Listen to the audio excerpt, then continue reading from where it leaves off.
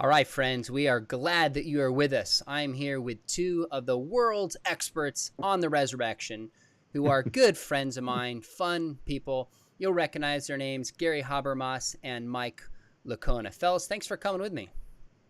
Thank you, Sean. Yep. Good to be here, Sean. So there's always an excuse to talk about the evidence for the resurrection, but the impetus for this is a new book that's out called Raised on the Third Day. And this is a remarkable book. It comes out next week. And Mike, I had a chance to write a chapter in this. I appreciate you including me.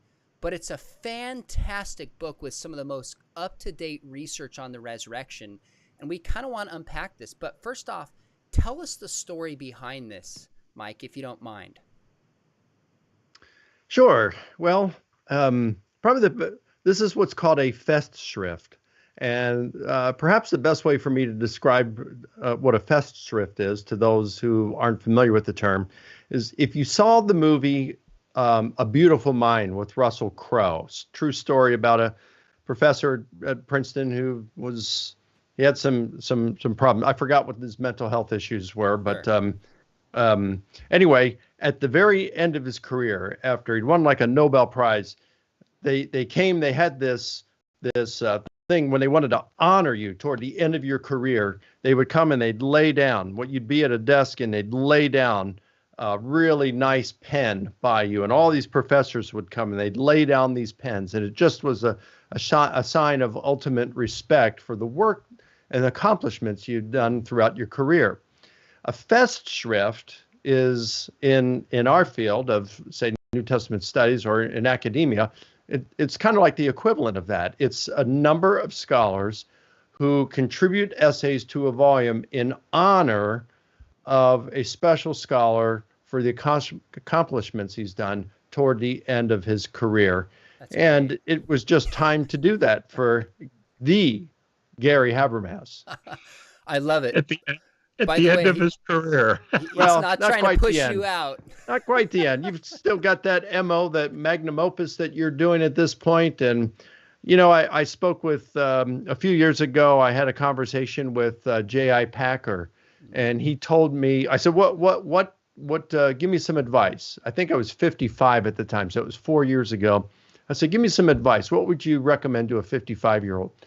And he was just turning 90 that year. Wow. And he said, I recommend that you do all your heavy lifting research by the time you're 75, because after that, your mind just can't do it. So wow. Let's see, Gary is 70 because he's got 11 years on me. So, Doc, you got 5 years to wrap up that MO. Well, we're looking forward to it coming out. Gary, tell us your response when you saw this book and some of the scholars in there, Dale Allison, William Lane Craig. I mean, there's some leading New Testament scholars on the resurrection. Tell us when you heard about this, what your response was. Well, what I heard about it was really strange. I got a phone call one day, and my colleague here who hired me at Liberty back in 1981, David Beck, professor of philosophy at that time, he was moving up, and he ended up being associate vice president, and he wanted to know if I wanted to come, and then a few years later, chair the philosophy department and all this, and started an MA program in apologetics.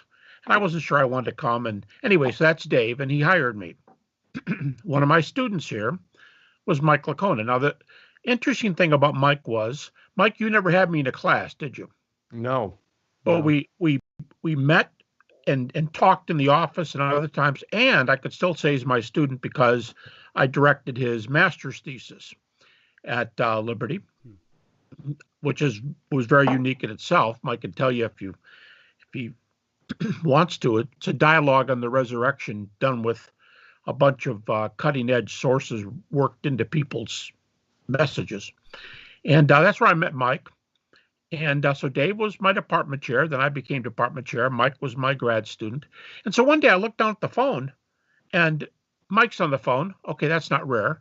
Back in the days when we were starting resurrection studies together, I mean, Mike and I estimate that we probably talked between, Mike, is 1,000 to 2,000 hours fair on the phone? Oh, I'd say so. Sure. Yeah, so Mike, okay, that's fine. Dave just lives right, a few miles from me. But here's the funny thing. They are both on the phone together. And I know Mike's in Georgia and Dave's in Virginia. So I pick up the phone and I'm going, what is this? And they said, well, we've got something to share with you. And we've kept it secret for far too long. We're surprised you didn't hear about it, which I hadn't. And they told me that they had arranged this festschrift. Mike can give you the details, but they arranged the festschrift, lined up all the people. I'd invite, I'm great to have everybody there. Sean, you're one of them. Mike's got a chapter. Dave's got a chapter. Many others. Bill Craig, J.P. Moreland, Frank Beckwith, many guys. And I didn't line any of them up. They had it all lined up. And they said, all you got to do is write a brief response, and we're good to go. So that's it. Great. And it was already going to the publisher, and it's due out here in what, Mike, about a week? I think so, yeah. It's coming out in 5 days from today. So it's 5 called days. Raised on the Third Day. Yep. Gary, let me ask you this. Give us a little perspective since you've been doing this for a while. How has the argument for the resurrection changed from when you wrote your dissertation in 1976 at Michigan State to today? Yeah, my dissertation was on the resurrection. And to me, here's the biggest change. The year I wrote the dissertation, arguably the most influential New Testament scholar in the world died that same year. It was Rudolf Bultmann, a German, very skeptical. I tell people regularly he was to the left of Bart Ehrman by a mile. Bart would allow a whole lot of things that Bultmann would not allow. Now, the reason Bultmann wouldn't allow it is because he had a different kind of hermeneutic. He didn't think we should be doing historical evidence at all. But I had to write my dissertation because he was the most influential voice. The second quest for the historical Jesus was just getting over his disciples, and the third quest was just beginning about that time. And with the third quest for the historical Jesus, the whole topic of historical Jesus in general, resurrection in particular, started taking a new swing. And I would say it's moved to the right in a lot of respects. Okay. And historical Jesus is the center. The historical Jesus as a Jewish figure. For Bultmann, he was a Hellenistic figure. So right there's the big difference. Hellenistic figure versus Jewish figure, who's Jesus. And that's the two worlds before and after 76. One of the things you wrote in Christian Research Journal is that in the past, some of the leading rebuttals to the resurrection were kind of these naturalistic theories. Now it's not a particular theory, but it's more worldview.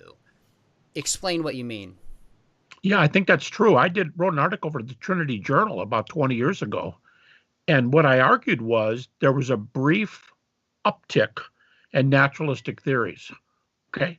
20 years later, I just wrote an article saying, you don't use the word downtick, but today, almost no major critics will pick a single naturalistic theory. And those who do, Garrett Ludeman, there's a few. Those who do, John Shelby Spong, they're older fellows who are at the end of their career and they're sticking out with something they were with. But now Bart Ehrman was famous for defending more or less hallucination a few years ago. One of his recent books, he said, I'm not going to take a naturalistic theory anymore. And I think he says why in this book, How Jesus Became God. He says, I used to remember when I was an evangelical, we wanted people to take naturalistic theories and we would crush them with the data. And I think the data have been coming back again, and those naturalistic theories are being destroyed. And you say, well, of course you say that. Where do you teach again? Oh, Liberty, my bad. Okay, well, you'd say that. Yeah, but that's not the issue. Just read their books. They're not making the theories anymore. That's interesting. At least they're not picking one. That's really interesting. Hey, very quickly, Michael, correct me if I'm wrong. This book it's written by scholars, but it's not for scholars. It's kind of for your thoughtful Christian, like an intermediate book. Is that fair, who the audience is? Yeah, that's fair. So let me jump. That's certainly fair. Let me jump to your chapter. And just for those watching, we're going to get into near-death experiences. We're going to talk about the Shroud of Turin, and Gary is one of the leading experts on both those. But Mike, you have a chapter in there on the primacy of Paul in discussions about the resurrection. Why did you choose that topic, and why is Paul so significant? That's a great question. Well, I love the Gospels. I believe they're historically reliable, and that's where my research has been the last several years. However, there is a lot of debate over the Gospels, things such as who wrote the Gospels. Did Matthew, Mark, Luke, and John actually write them? Um, the authors are biased. There's contradictions in the Gospels that they're written too long after the events they purport to describe, and they're not written by eyewitnesses. These are all claims against the Gospels, and all of them involve arguments or discussions that are very they go in depth. They're very rich, and there's so many different things to discuss in each of those, especially things like authorship and eyewitness. But with Paul, no one really questions whether Paul wrote, let's say, 7 of the 13 letters attributed to him in the New Testament. They also acknowledge that Paul is quite early. He may be writing the earliest literature in our New Testament. Certainly, like First Thessalonians is dated somewhere between the years 49 and 52. Somewhere around 55, 53 to 57, somewhere around there. So a lot of these are in the 50s. Some are could go into the very early 60s. So you've got these letters written within just 2 or 3 decades of the death of Jesus. So they're early, and Paul was, well, I mean, we can unpack it some if you want, but the thing is, he's really a good witness, because a lot of the objections that one poses against the Gospels, they don't apply to Paul. They won't work with Paul. And that's a shift where scholarship has gone as well, recognizing the significance of Paul. Is that right recently? That's correct. I mean, yeah, we know he's early. We know that by his own testimony, as well as being corroborated by like Acts and the book of Acts and what appears to be an oral tradition that's embedded in Galatians chapter 1, verse 23, that by Paul's own admission, he was an enemy of Jesus, and he believed that Christianity was a false religion, that Jesus had been a false prophet, a failed Messiah, and Paul believed that it was God's will. He wanted to be God's agent to help destroy this sect that Jesus had started. So not only is he writing at an early stage after Jesus' crucifixion, he was a hostile enemy source. He also claims that he was an eyewitness of the risen Jesus, that the risen Jesus had appeared to him. So it's not someone saying, hey, like Mark saying, the tradition is that Mark got his information from Peter, or Luke got his information from eyewitnesses and those who knew the eyewitnesses. This is Paul saying, I saw Jesus, so he's an eyewitness. Gotcha. And we can establish that Paul had links to the Jerusalem apostles as well.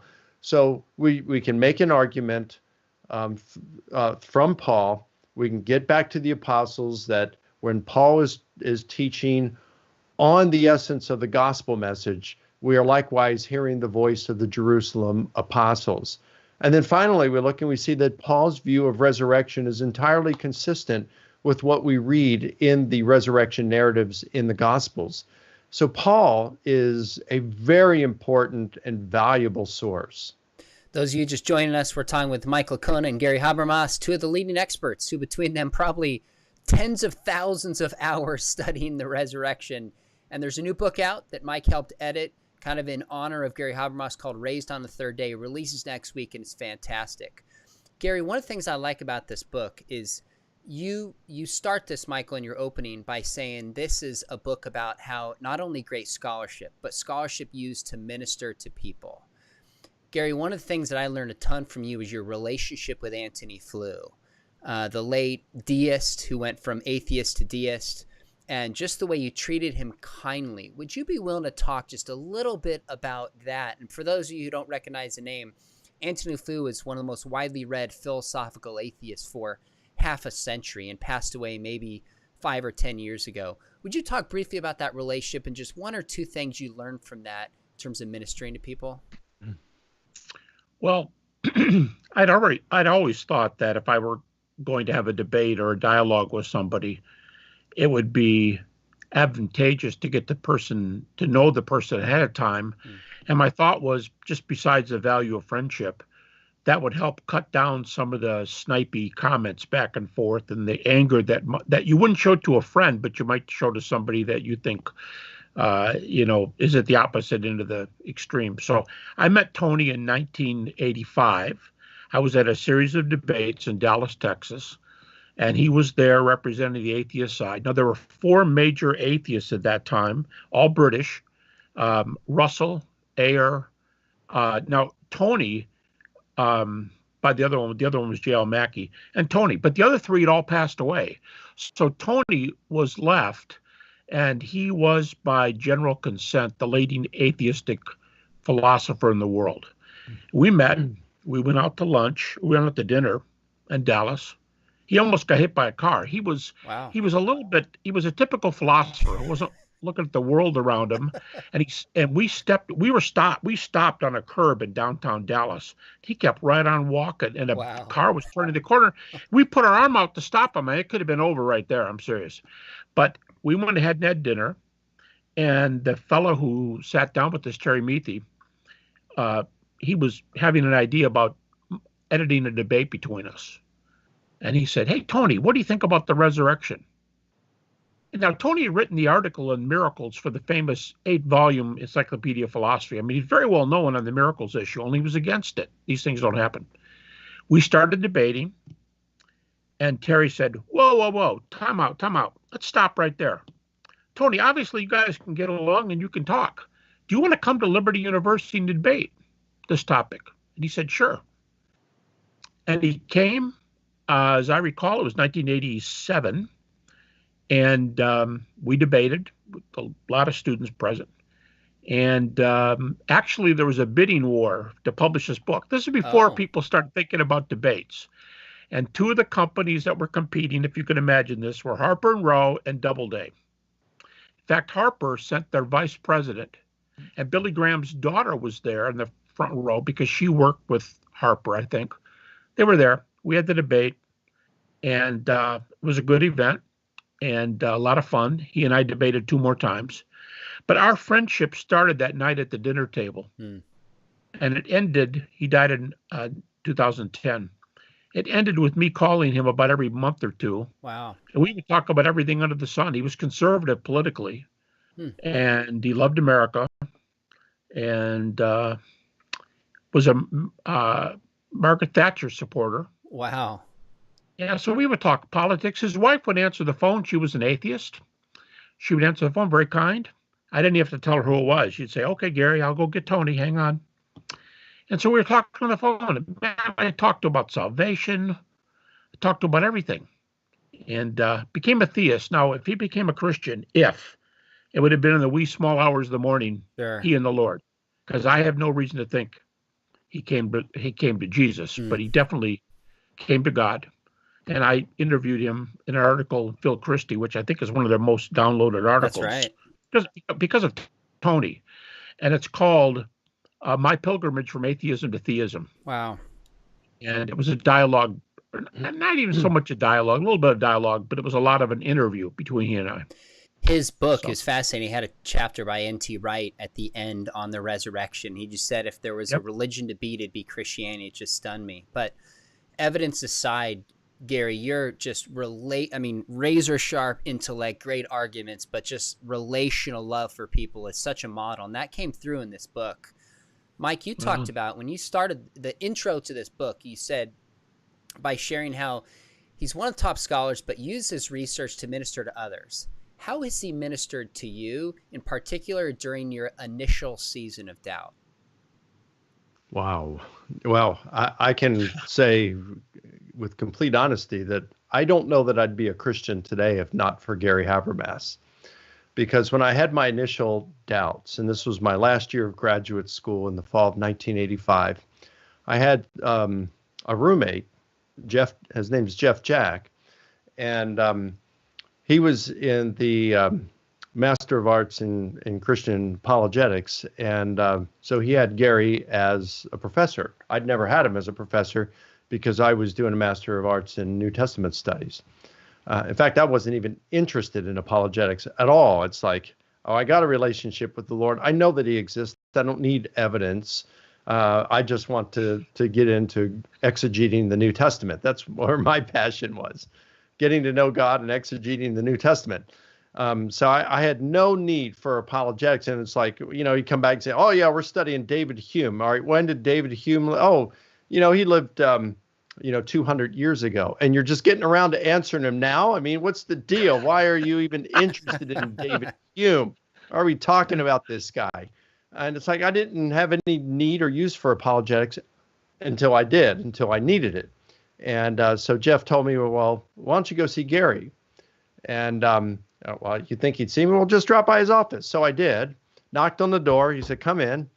And had never met him. And so I introduced myself. And he said, so how can I help you? And I said, well, I'm questioning whether Christianity's true, and it's nothing that's really brought it up. I just got thinking, well, what if I'm wrong? What if this isn't right after all? And so he spent some time with me in his office and didn't put me down at all. He just said, hey, I get students in here who question their faith. I questioned my faith, he said, and but there's some evidence for the resurrection. And by the time I walked out of that office, I was feeling a lot better. And then the doubts came back later, and back then there was no email, and I was finished with grad school, at least the coursework. And so, I would call him on the phone, and he took time with me. Like I said, I just had a lot of questions. He'd refer me to books and journal articles to read, but I don't think I'd be a Christian today if not for him, just because he provided direction for me where I could find some answers. That's a powerful testimony. One of the last chapters in the book by Alex McFarland is lessons that new and seasoned apologists can learn from you, Gary. It's great. Well, let's shift to some of the content itself.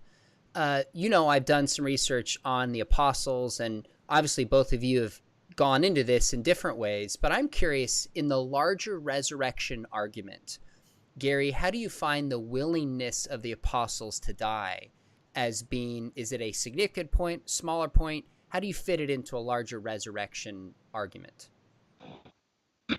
Huge point. Mike and I both prefer what we call a minimal facts argument.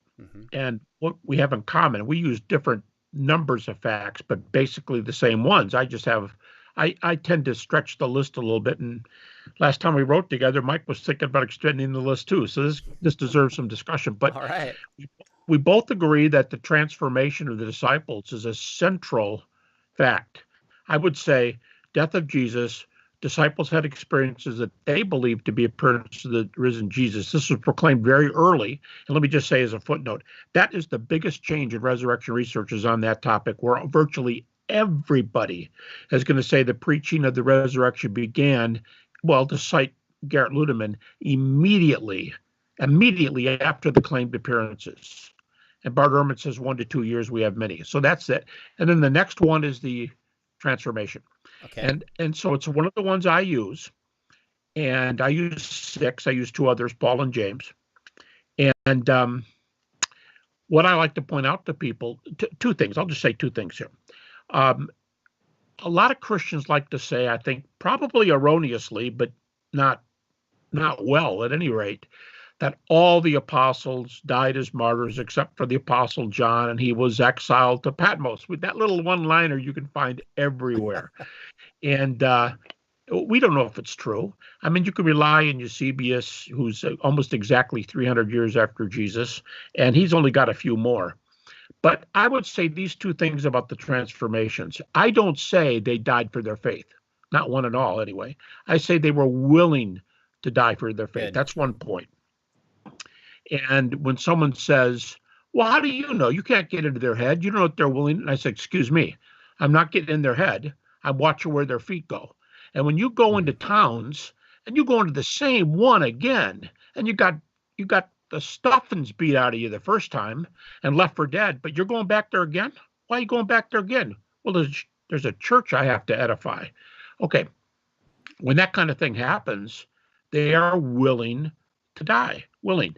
But the second point is that we have reported martyrdoms of the big 4, that figure in Galatians 1 and 2 Mm-hmm.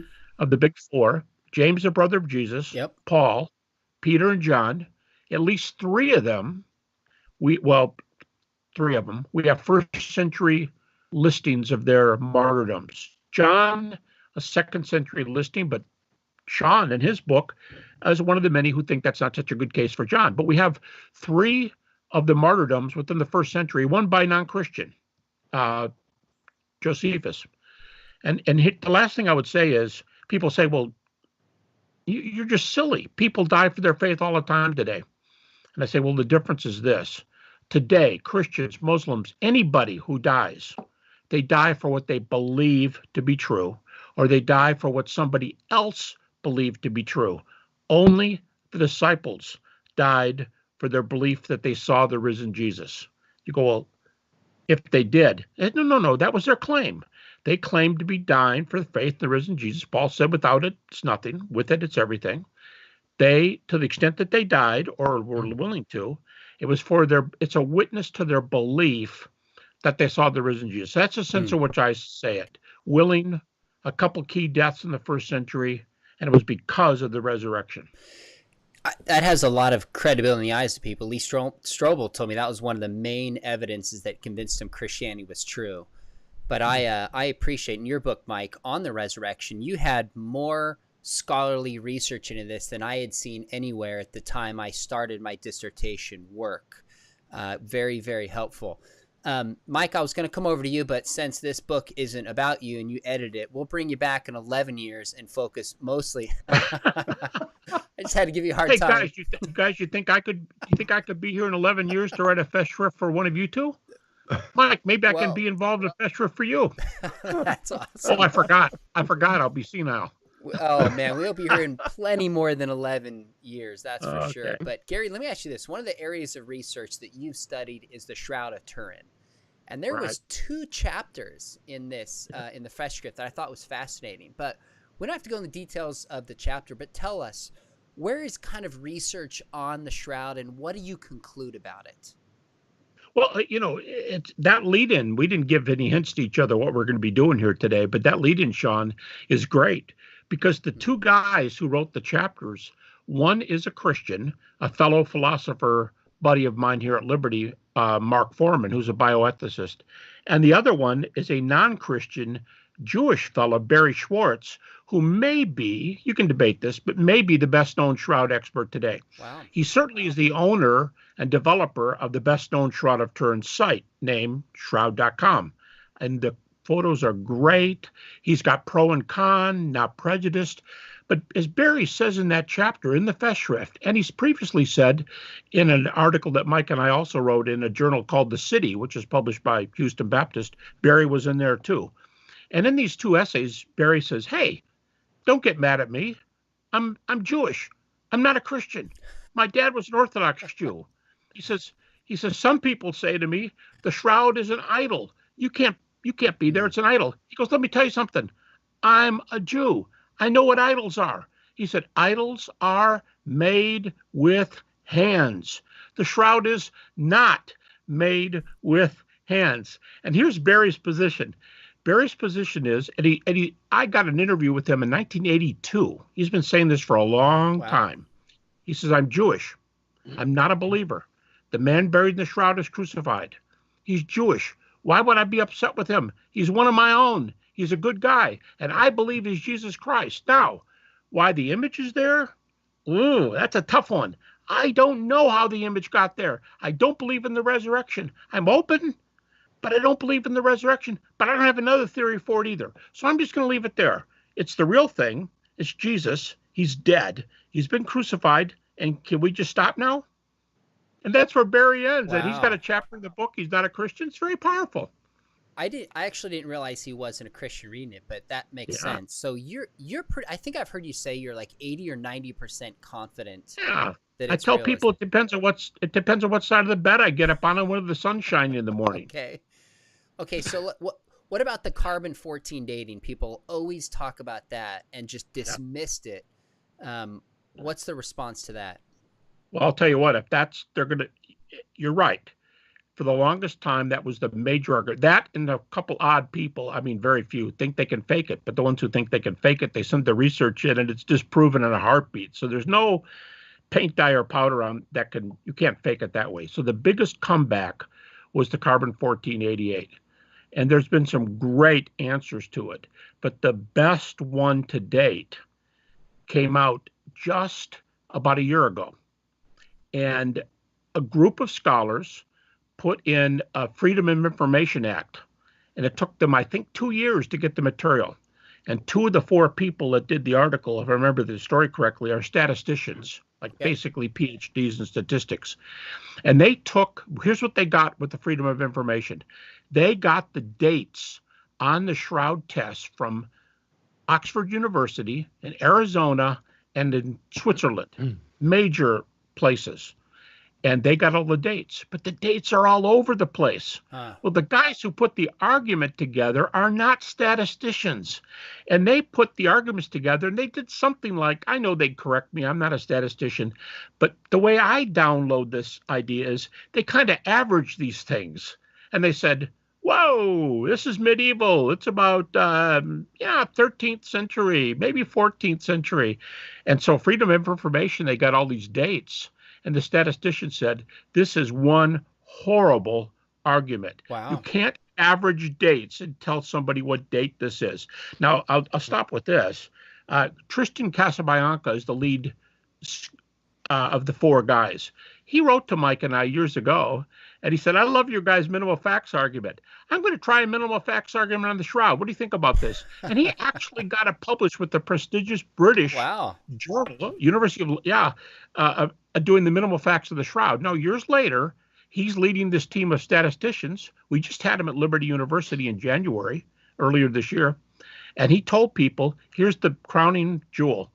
The journal that they published their article with is an Oxford journal, Archaeometry, an Oxford journal. And I think the editor of the journal was one of the people who published, or at least favored, the 88 carbon-14 years before. And he thought the comeback was significant enough to be published in his journal less than a year ago. Wow. So a lot of people say it's dead. You can't do carbon-14. Some at least say it's been crippled seriously. So the argument, if that's your best argument, you're in trouble. Now, Mike, I'm going to come in just a sec. I want to ask a question about the burial of Jesus, what reason we have that Jesus actually was buried. There's a great chapter by one of your colleagues at Houston Baptist, Craig Evans, in there. But Gary, one more question on the Shroud. Even if it's legitimate, what does it prove? It proves Jesus lived, died, the way he was crucified. Like, best case scenario, if it's legitimate, why is it so significant apologetically speaking? First of all, because I teach philosophy, I would not use the word proof for anything in the world. Well, I mean, maybe I can prove I'm married to my wife. I mean, that would be really close, that could be proven. But you don't prove things. You only go probability. That's why I say the Shroud's like maybe 80%. It's kind of a joke, but I don't think it's anywhere near 100. Now, the reason the Shroud is significant here is that the predominant view today in publications. Now, some skeptics who hear this, they're just it's going to turn their stomachs to hear this because they hate the conclusion. But the point is, refute it, okay? If you don't like it, refute it. The leading theory today is that the image on the Shroud of a crucified man who had the odd things done to him that were done to Jesus. I always tell people, if you can do an article on Jesus, on crucifixion, don't use Jesus because he wasn't crucified the normal way. But the guy in the Shroud was crucified the same abnormal way Jesus was. Okay, now he's dead as a doornail. He's in a state of rigor mortis, separation of blood and serum, post-mortem blood flow. There's hundreds of burial garments in existence. Where did the image come from? Not counting decomposition of blood. We don't have images on linens, but there's an image on the Shroud, and the predominant essays say it is radiation from a dead and crucified body who Barry Schwartz, a non-Christian Jew, and many others think is Jesus. And I just read the latest article yesterday. Get this. A guy said the Shroud image may be a photograph of the resurrection of Jesus. Because when you break a bone, you say, Where are you going? I'm going to the hospital to get a photograph. That's understandable language for an X-ray. I'm going to go get a photo of my broken arm. So in the sense of, if this is an X-ray from a dead body and it's Jesus, and you're a skeptic, you've got some problems. So that's the issue. That's fascinating. Mike, let me come to you. The shroud obviously relates to the question of burial. Now, this chapter, there's one in the book written by Craig Evans, but I know you've given some thought to the burial. What reason do we have to think that Jesus was actually buried? What are some of the debates on that today in resurrection studies? Well, let me just add one thought to the shroud thing, because the essay by Barry Schwartz just shreds the carbon-14 dating. I mean, it's an amazing refutation or a way to call it into question, the whole process that it went through. So that's pretty cool.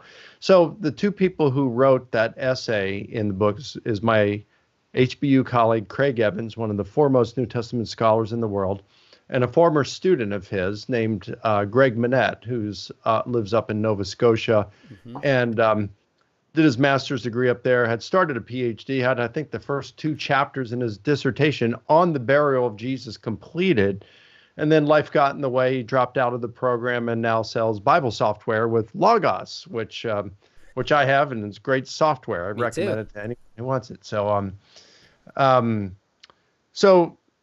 there's, I don't know or recall all the things that they get into. They get into a whole lot more details than I would cover on it.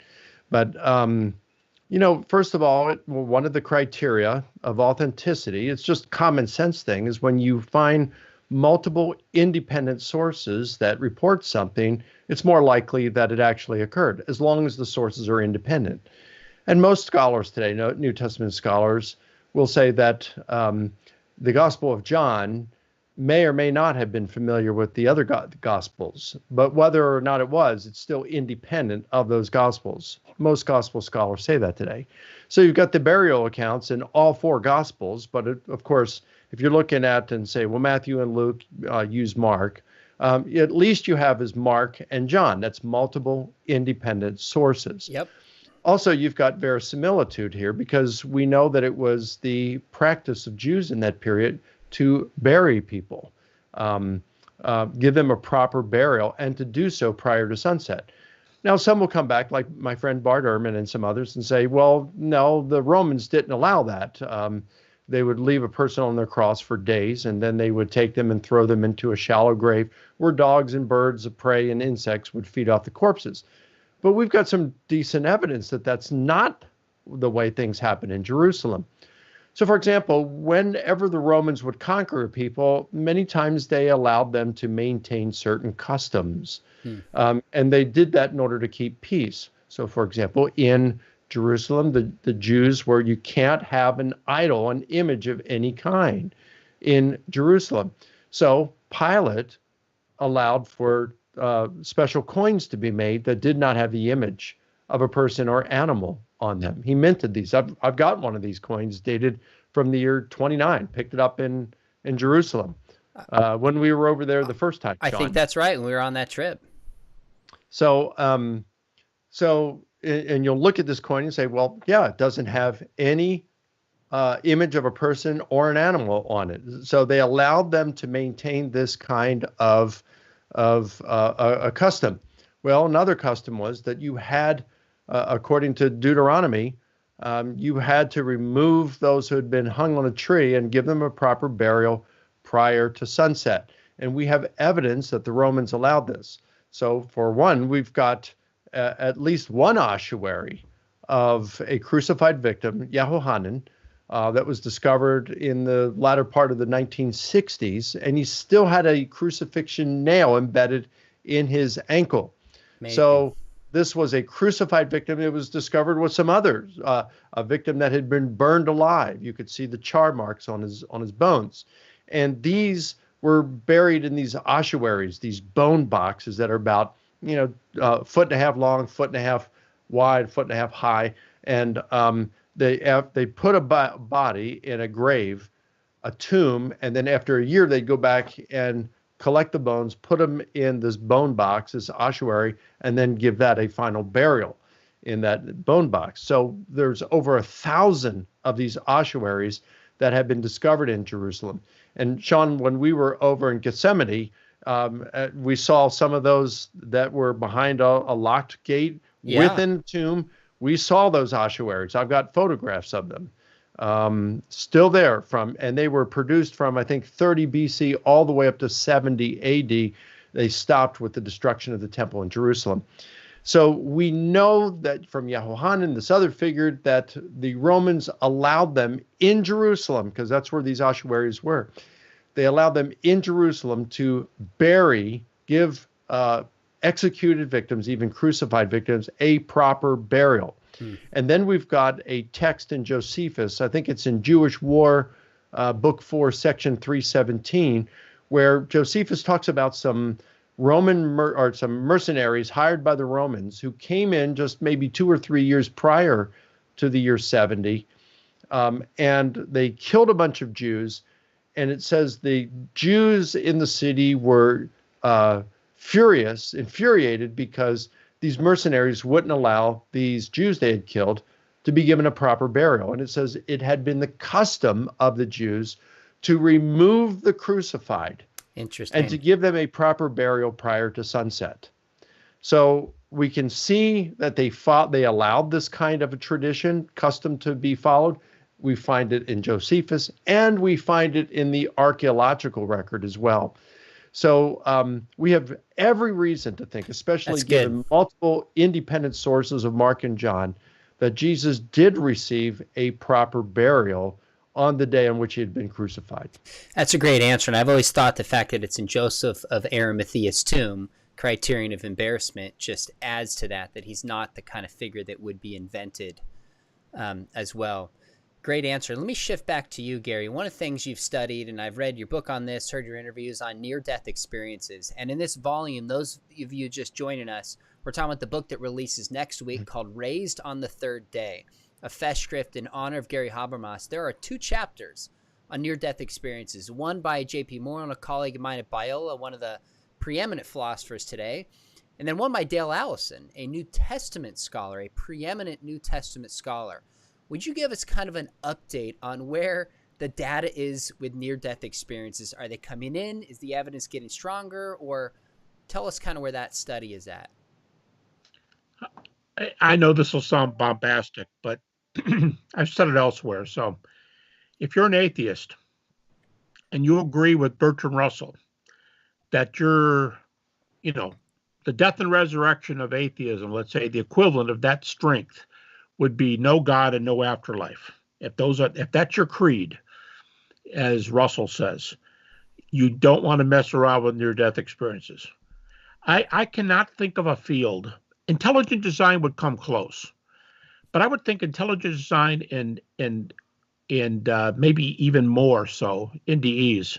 The empirical data for these things are incredible, and they're gaining all the time.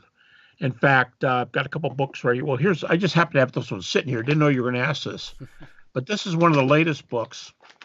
Let me grab it. This is called The Science of Near-Death Experiences, and it's by a medical doctor. Well, you can say, well, anybody can claim it's science, but it's not science. Oh, really? Okay. Well, this guy's got an MD. All the essays in here are published by the University of Missouri Press. I didn't say Baptist. Wow. Baptist, Baptist Missouri.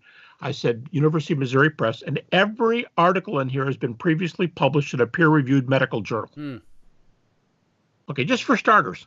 And they start by saying, if your critique is, that's another world. That's you're asking me to believe in Middle Earth. You're asking me to believe in Narnia. You're asking me to believe in Oz. There is no such world. They start out by saying, from the best statistics we can come up with, the medical community, 9 to 20 million people in North America alone have experienced near-death phenomena. So let's just say half of those have had NDEs. That means 10 million people perhaps say that they've been to Narnia or Middle Earth or Oz, and they'll tell you about the experiences. You go, okay, they say they've been there. Yeah, well, I used to say that in the 60s when I was in LSD. You know, they might make some comment like that. They'd say, yeah, but there are over 300 evidential NDEs where people report data beyond the measurable depth of their body. Notice I say, when the machines say they're dead, and that means flat heart, flat brain, according to the data, according to the machines. They report things beyond that point, come back immediately and report it, but they're dead. And in another realm, as I could give you a lot of examples. Anyway, Sure. the key to NDEs is the empirical evidence beyond the line in the sand, which is their near-death state. And in some cases, if you don't have if you're flat heart and brain for a half hour, I think that's more than near death, you know. And there's about 300 cases, at least. There's more now. When I wrote this up for a debate I had with Blackwell's publishers, there were 300 cases. Wow. So the evidence is where it is now. What's the evidence for minimal consciousness after the death of the body? That's about where the discussion is now. Now, there's two great chapters in the book, Raised on the Third Day. But will you hold up the book? Somebody asked in the comments that you were talking about by the medical doctor, kind of a scientific approach to NDEs. This one right here? There it is. The Science of Near-Death Experience, published by the University of Missouri Press. And I'm pretty sure I'm right here. All the articles in this book, every article, and there's about a dozen of them. Let me look. There's a dozen. Sorry, 13. 13 articles in here, previously published in medical journals, peer-reviewed. So if you go, well, that's stupid. Medical doctors never say that. Well, all these were published in medical journals. Well, what is the guy? Got a bachelor's degree in home ec or something? No, he's got an MD. Oh, that's a loser one. Who published it? The Baptist Press? Yeah, if University of Missouri Press is a Baptist press. So, I mean, they're making inroads into places where you're not going to expect data to come up. And that's just an example of a book I had sitting here. That kind of data are all over the place. In fact, it's really changing the world's views on afterlife. Now, what you do with that is something else. Somebody will say, well, I'm a Buddhist, or, wow, I'm going to believe in the East. And a number of people claim that they became Christians during the near-death experience. Atheists who became Christians during the near-death experience. Now, I won't slide it and say that's where they all are. Some people come back and they go, I've always believed that. I'm a Buddhist. There's a bunch of ways to God. I mean, those are interpretations of the data. But if you only use the data, Buddhists stand together with Muslims, stand together with Jews, stand together with Christians. They don't agree on the interpretation, but they agree the data makes it really hard to be an atheist today. So these data are very hard on naturalists. That's the advantage of near-death experiences. I got one more question for you about near-death experiences. Mike, in a minute, I'm going to come over to you and ask you, there's a great chapter in the book that really clarifies the testimony of the women for the empty tomb, because sometimes I hear that overstated and understated. I don't want you to kind of state it for us as clearly as we can. But Gary, would you just give us one example of a recent case that you've heard that's documented well about near-death experiences that at least shows the mind survives outside of the body? Well, there's a bunch of them, and I can do some really, really fast. Here's two in 1 minute. In one case, a woman I think it was a woman, could have been a man, it's irrelevant. They're being operated on. And in operating rooms, they're often operating rooms side by side, where operations are taking place. And this person said they were operating me. I was in a tough position. I was up above my body. And I lost interest in the surgery. I mean, I'm up here. I don't care what they're doing down there. And I drifted through a wall. And in the next room, I saw a leg being amputated. Now, that's not your normal kind of experiment, but I can imagine what it looks like to have a leg amputated. The person said, so they're cutting this person's leg off, and they cut it off, and here's where the surprise comes. And they put the leg in a yellow plastic bag and set it aside. Now, when you come to, you could say, hey, what kind of operation went on in the next room? Or this poor guy, we weren't sure, but when we got in there, we had to remove his leg. Yeah, I saw that. Well, yeah, you can imagine. Yeah, but I just want to know something. Did you put the leg in a yellow plastic bag? If I think it's going to be in a plastic bag, I'm going to picture a black plastic bag that I take my garbage out with, right? But it's a yellow one. Yep, they were right. Here's another one. A woman's up above her body, and she looks down. And on top of this medical machine that's 6 to 8 feet tall, I don't have an exact measurement, but over everybody's head. You don't just walk up to it and look down. And when she came to right away, she said, "I'm OCD." And while I was up there, I saw this figure, this number on top of the medical machine. There's 12 digits, she said, and here they are. And I don't know what the number was. Let's just imagine 16743 type, 12 numbers. And she tells the nurse when she comes to, "Write this down." And the gal says, "I don't know, write it down." So she writes it down. Who knows what she does with it, puts it in her purse. A little while later, they've got to take that machine into another place. And before they go, they say, whoa, whoa, whoa, let's just check. Can somebody go up there in a ladder and look? And the 12-digit number was exactly what the woman reported while she said she was up above her body. Nobody else in the room could see it. Even if you'd been up there and dusted it, you would not remember a 12-digit number. She reported the whole thing, and her body's not functioning. Many of these cases, they do not have heartbeat. They do not have brain waves. That's the issue. And if you report things beyond that line of no measurable heart, no measurable brain, again, Buddhist, Muslim, Hindu, Jew, Christian, you stand shoulder to shoulder and say, we don't all agree on what's going to happen after the afterlife, but we believe that those people who think there is no afterlife are mistaken. That's amazing. Really appreciate the update. Again, those of you viewing, we're talking about the book Raised on the Third Day, and there's 2 wonderful chapters on near-death experiences. Mike, you've streamed in a few times into my class at Bio, the resurrection class. We use your book. And one of the questions I've asked you over and over again is what you think is the best evidence for the empty tomb. And you've said you think the women being the first witnesses is one of the best evidences. And I definitely agree with that. But I sometimes hear this argument overstated by people. Can you state it just as clearly as it is? What was the expectation of women as witnesses during that period, and why is it significant towards the empty tomb? Well, yeah, it is disputed how far a woman could testify. I mean, there's arguments that would say, at least within Judaism, that a woman was only able to testify if there were no men around that could do so, and things like that.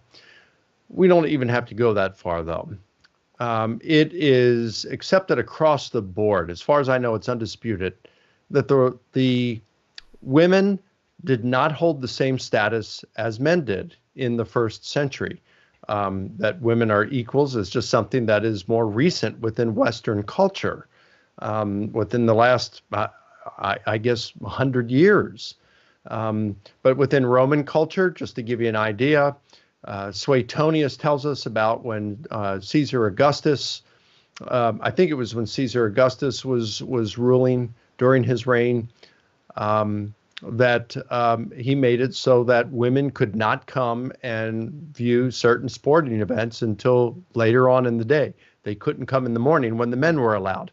They could only join later, and they didn't have the best seats.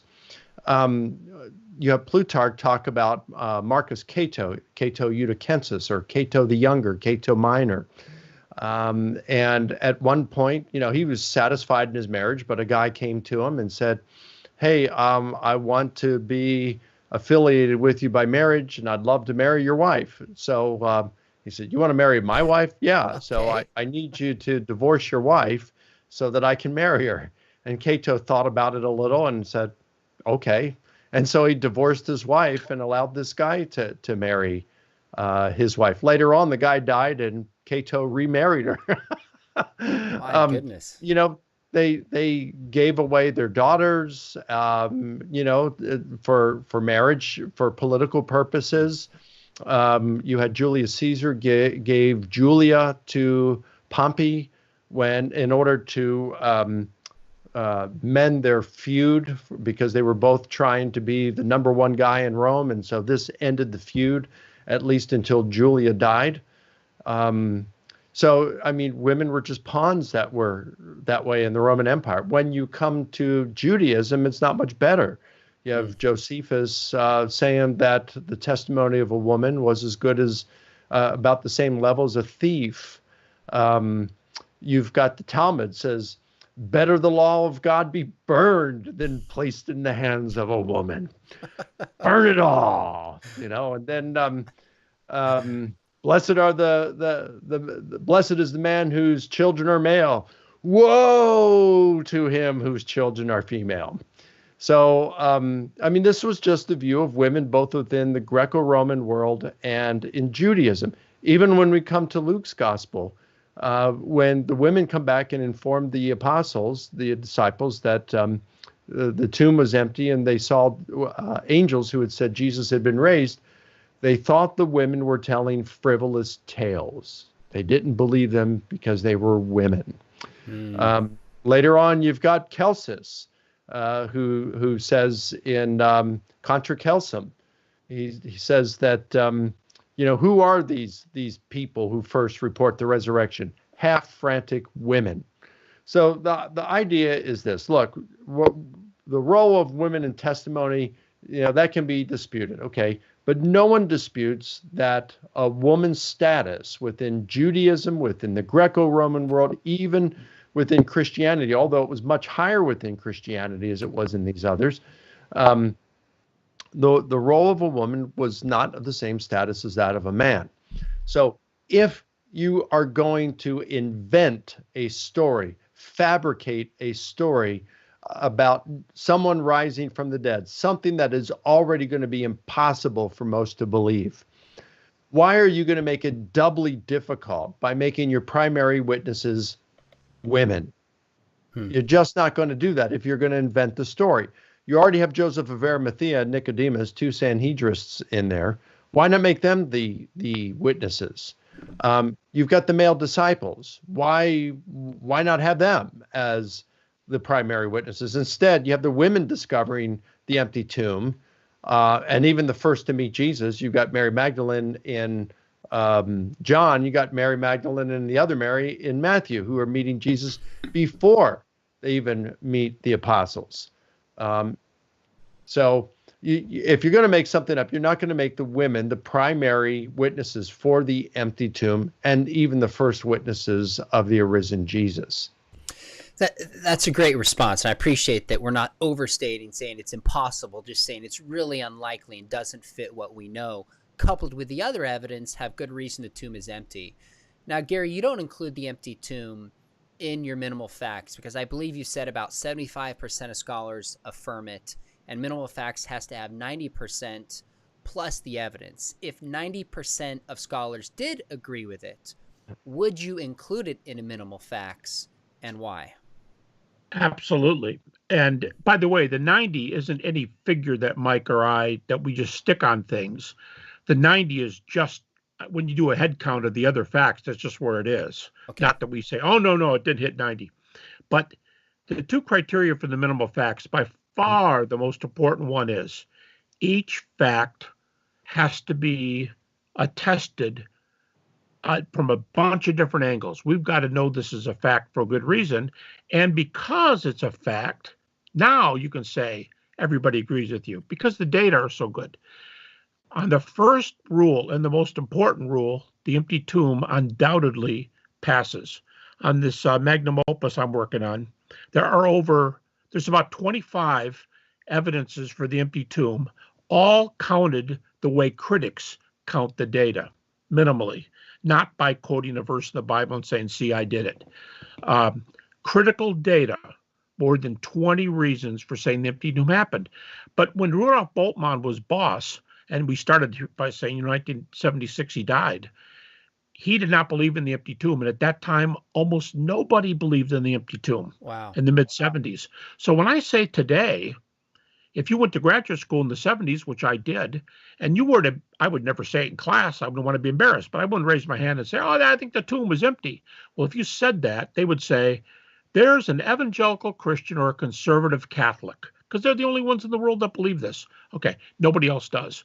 Well, when you look at it from that viewpoint, to say that we're from almost nobody back in the 60s up to about 75% today, almost nobody to say, that's a great increase and the evidence is good, but it's not up there yet.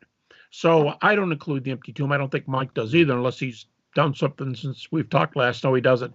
But it's a great evidence. So in our book, The Case for the Resurrection of Jesus, Mike and we have a chapter called, and this is Mike's idea. Mike did most of that book, and he's got a chapter really cool called 4+1. And in that book, we use 4 minimal facts plus the empty tomb.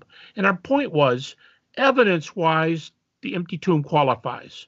Head count-wise, yeah, it lags a little bit. So today, in honor of that, in a way, I use 6 minimal facts, but I often say 6+1. So the empty tomb is not a minimal fact, but data-wise, there's only a couple of the facts that have more evidences than the empty tomb. By the way, for the 6 I use, there are over 100 reasons for the 6+1, 7. For the 6 minimal facts in the empty tomb, there are over 100 critical bits of data for those 7 beliefs. That's why people don't argue. And so, yeah, if we could get more head count, I'm all for it. Awesome. I think the empty tomb is extremely reliable and worthy of our attention. But because the head count's down, that was the issue for us. Let me ask you kind of a last personal question. Those, if you just kind of joined in, we're talking about a book that releases next week called Raised on the Third Day that Mike Licona co-edited with some fantastic essays, kind of current cutting-edge scholarship on the resurrection, a festschrift for the work of Gary Habermas. You have been working on the resurrection at least 44 years when you wrote your dissertation in 76. Obviously, you didn't write it in a year, so sometime longer than that. This is more of a personal question. How has it affected you personally or spiritually to delve into this, probably more than anybody alive, analyzing the sources as a historian, as a philosopher, as a scholar? Yeah, let me make a personal question. I'll say it from 2 viewpoints. Like Mike's example, I went through really serious doubt. In fact, only lately have I been saying this one point. A lot of people, they tell you about their doubts when they were teenagers. Well, that's not true for Mike, and that wasn't true for me. But I considered becoming a Buddhist after I earned my PhD. So I was no kid. Wow. I was no kid. I went through doubt for 10 straight years and parts of 10 years after that. 20 years. Okay, that's one thing. Keep that in mind. Back burner. Then in 1995, my wife, my closest friend in the world, the mother of my 4 children, died of stomach cancer at the age of 43. Mike and I were getting to know each other quite well at that time, and I remember he drove a long way to come to the funeral. I will always remember that, to come to the funeral. And she was buried, and it was the roughest thing in my life. Okay, those 2 things, a lot of doubt, and the closest person to you dies. I had just worked through my doubt, maybe, I don't know, 10 or so years before my wife died, and things were just calming down. So doubt for me was calming down. But then this horrible, as I told my closest friends, the worst possible thing has happened to me. Today, by God's grace, I don't think I've wrestled with doubt for 30 years. Wow. Not because I'm smart, because most doubt is emotional in nature. Most doubt isn't because you're a brain. Being a brain is a problem for a lot of doubt, because you what if about it. So my doubts have been gone. By God's grace, I was remarried, but you know, Paul says in 1 Thessalonians, we grieve, but not as those without hope. There's a world of difference between grieving without hope, I'll never see them again, and grieving with hope. This is rough, but we'll be together because Jesus has been raised from the dead. So for me, the resurrection ties these things together. Doubt can be vanquished. We have a faith that's true. And when things happen, like the death of the closest person in your life, there's a final response, not because I refuse to believe anything else. No, because the data say so. And therefore, my emotions have to be brought in line with where those facts are. So I think the calming existential blessing of the resurrection, I'm sure a lot of people would say it's the best thing of all. Gary, you know, I teach the class on the resurrection at our apologetics program at Biola, and I always read the dialogue you have. It's fictional with God when you ask, why did Debbie die? I don't understand. And you speak back truth that God says, can I trust you? I raised my son from the dead. And that, I mean, students just stop and are moved about how powerful it is to believe that truth and work it into your life. So I just want to say, look, it was an honor to be a part of this Festschrift. Thank you for asking me, Mike. Those who are viewing, Christians or skeptics, it is really a wonderful book that's put together. And I guarantee if you want to read and think about historical Jesus studies from the Shroud, Near-Death Experiences, the burial of Jesus, you're going to get a lot to think about and a lot of value out of this. So I hope you'll pick up a copy of Raised on the Third Day. Mike, did I miss anything, buddy, you want to add about the book that you edited?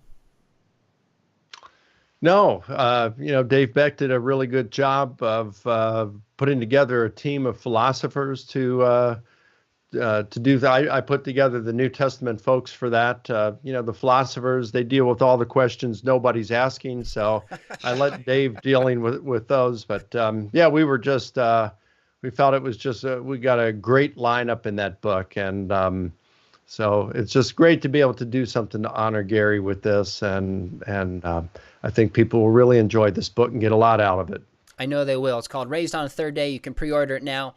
Normally at this stage in the conversation, I tell people to come join me at Biola Apologetics, but I'm going to do something different because we have Houston Baptist, Biola, and Liberty, and what's more important is the kingdom than an individual school. So if you've ever thought about studying apologetics on any level, Biola, I'm biased. I think it's one of the best. Houston Baptist, fantastic, especially in the area of cultural apologetics. And Liberty has a wonderful apologetics program you can do by distance as well. Bottom line, get some training so you can be a resource for your church. Fellows, don't hang up yet, but I want to thank all of you for joining us today. Some wonderful comments, great dialogue. Again, pick up a copy of Raised on the Third Day. By the way, last thing, if you haven't yet, subscribe to the channel. We have William Lane Craig coming on next week, and I'm actually going to ask him to share some kind of untold stories about dealing with failure in his life, some of the challenges that he's experienced, and he said he's willing to share some stories that he maybe has not shared as often publicly as some of his apologetics. We have an update on Mormonism, bring on an expert to talk about that, and a bunch of other topics. So make sure you hit subscribe. But thanks so much for joining us tonight.